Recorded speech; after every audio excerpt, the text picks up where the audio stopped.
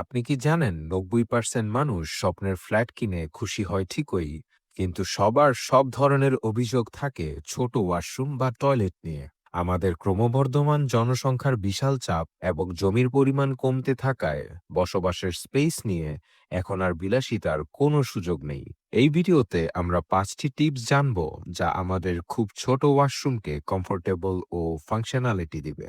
হালকা অর্থাৎ light colour tiles ব্যবহার করুন। ছোট ওয়াশরুমকে বড় দেখাতে light colour tiles works like a magic. Wall hanging commode ও বেসিন ব্যবহার করুন, যা আপনার ফ্লোরের স্পেস যেমন বাড়াবে সেই সাথে টয়লেট হাইজিন মেনটেন করতেও সহজ হবে। প্রাইভেসি ঠিক রেখে যতটা সম্ভব বড় জানালা ব্যবহার করুন। আমাদের দেশে এটা খুব কমন সমস্যা যে টয়লেটের জানালার সাইজ হয় খুব ছোট। এটা মোটেও উচিত নয়। মিরর ম্যাজিক কাজে লাগান। যতটা সম্ভব বড় একটা মিরর লাগান। ছোট টয়লেটে এর কোনো বিকল্প নেই।